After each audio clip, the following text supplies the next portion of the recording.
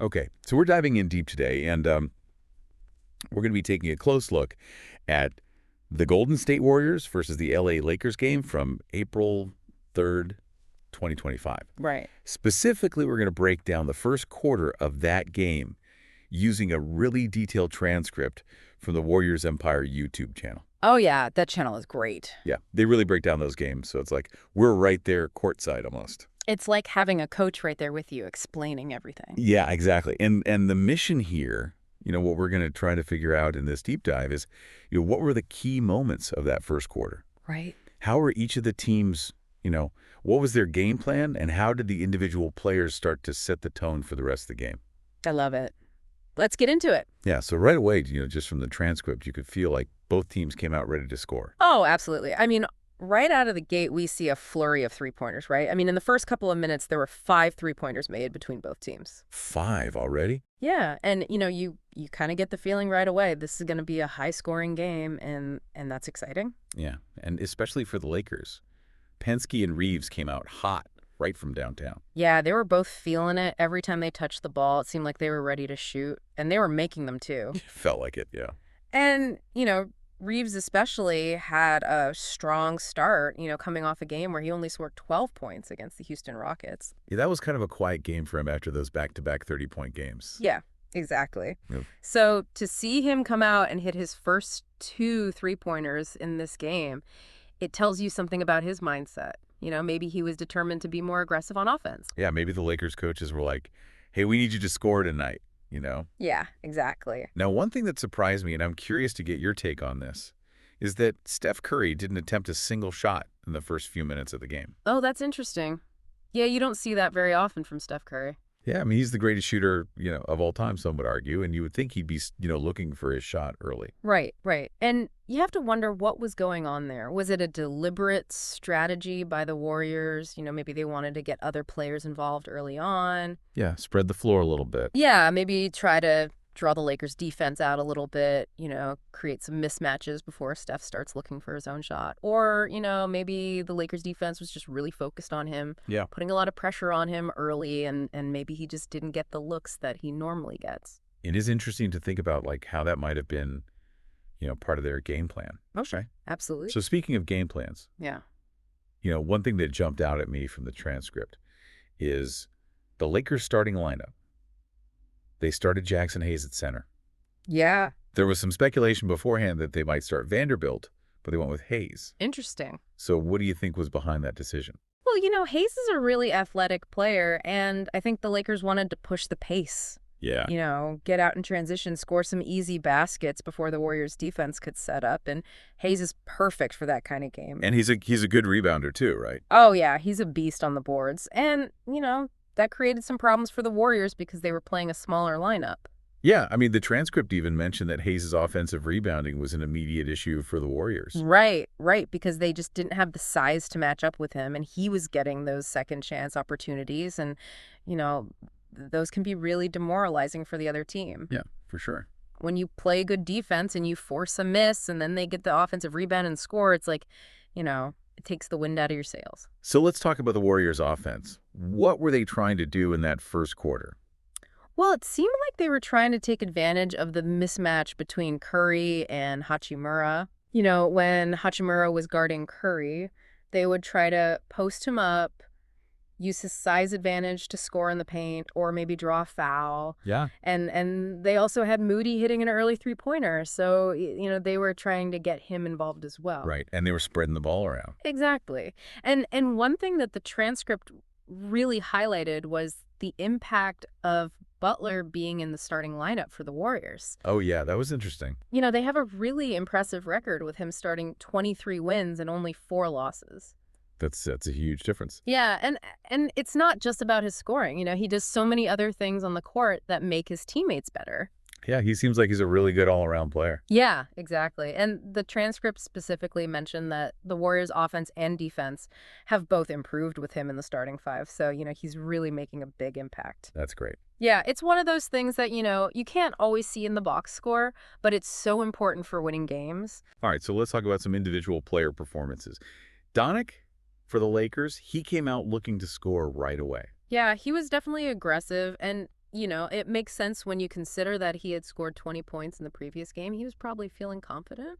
Yeah, momentum is a real thing. Yeah, and for the Warriors, Hachimura had a really good start as well. He was active on the offensive glass, got a couple of rebounds, and even hit a three-pointer, which is impressive because he was only 1 for 6 from 3 in the previous game. Yeah, I noticed that too. So maybe he just had a hot shooting night, or maybe he made some adjustments to his shot.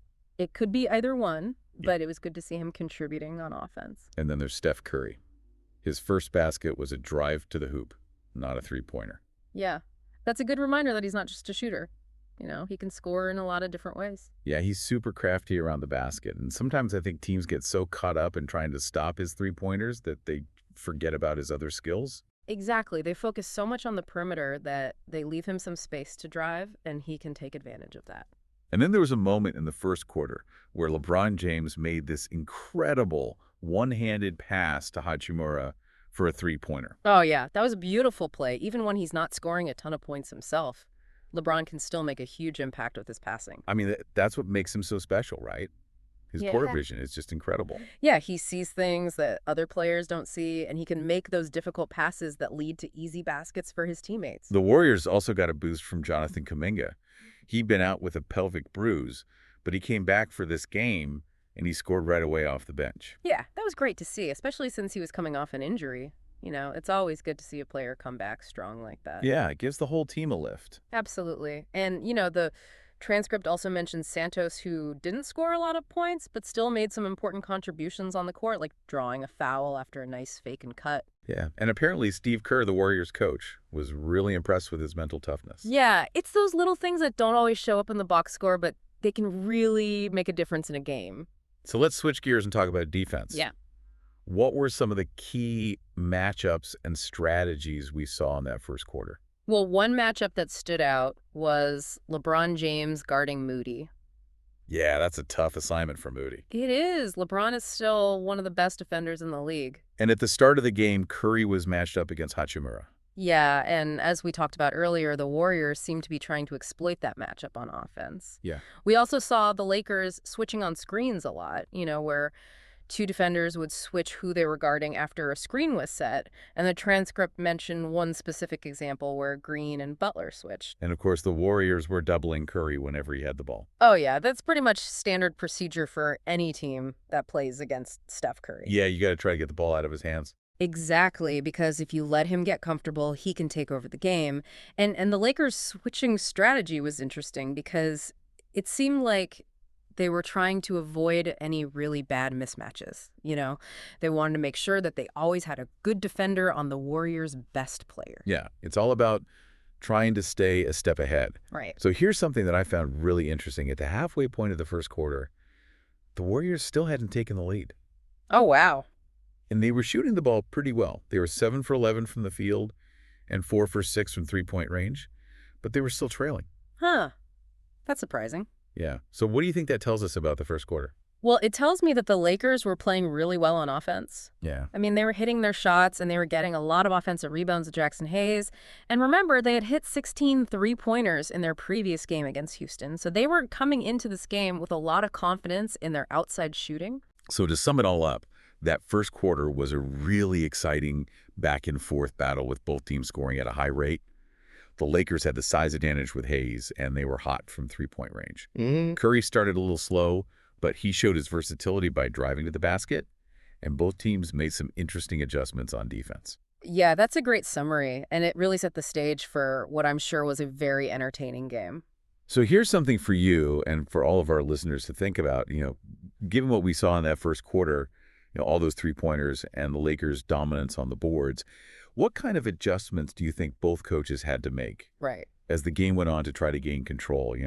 And how do you think Curry's willingness to drive to the basket might have affected the Lakers' defensive strategy later in the game? Because it felt like that first quarter was just the beginning of a really fascinating strategic battle between these two teams. Yeah, I think you're right. For the Lakers, could they keep up that hot three-point shooting?